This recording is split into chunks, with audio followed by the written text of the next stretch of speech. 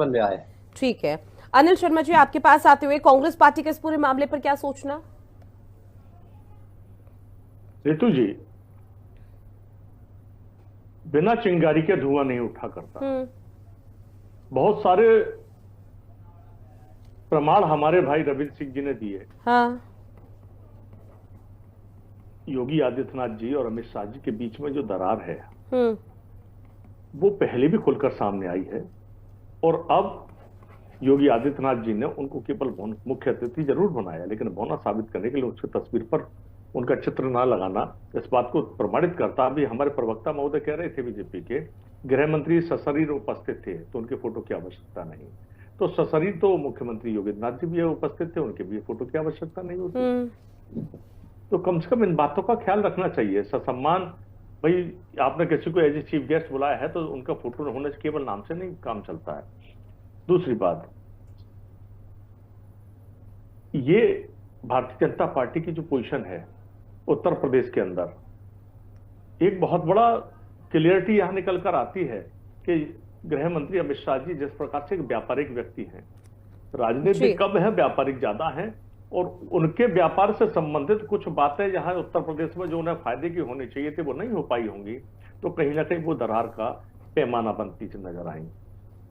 और केशव प्रसाद मौर्य जी को जो मित्र कहा जाता है, कई बार ये कयास लगाए गए हैं, कई बार ये स्पष्ट भी हुआ है कि केशव प्रसाद मौर्य को, जो सही मायने में जहां तक मैं समझता हूं केशव प्रसाद मौर्य जी का इतना बड़ा कद नहीं है जितना उन्हें महत्व अमित शाह जी के द्वारा दिया गया। अमित शाह जी की नजदीकियां होने की वजह से केशव प्रसाद मौर्य जी को वहां मान सम्मान अलग दिया गया। जो स्पष्ट, ये बाण शब्द बाण होते हैं और शब्द बाण से सारे खेल हो जाते हैं। किसी को अगर हल्का सा कटाक्ष करना हो तो वहां बड़े प्यार से कह दी जाती है, अरे भाई ठीक है देख लेंगे। तो इसी प्रकार से होता है कि हमारे प्रिय मित्र केशव प्रसाद मौर्य जी, मुख्यमंत्री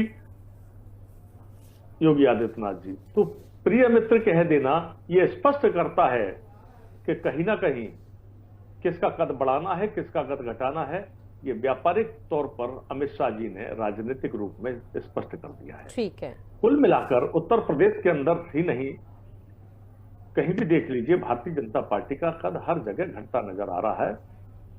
और रही बात आरएसएस की, आरएसएस के बाद जनसंघ इनका बना, जनसंघ आज भी है, लेकिन भारतीय जनता पार्टी के नेताओं से अगर पूछा जाए तो जनसंघ क्यों बना, क्योंकि इनको ये शायद पता नहीं होगा, यही इसी प्रकार की दरार हुआ करती थी जब मोरारजी देसाई जी को किनारे किया गया, 79 में सरकार गिरी।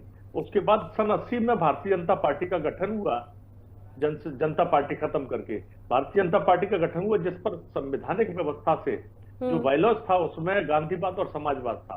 प्रोफेसर बलराज माधव को भी किनारे किया गया, उन्होंने देखा कि हिंदूवाद खत्म, तो उन्होंने भारतीय जनसंघ को दोबारा रजिस्टर्ड कराया।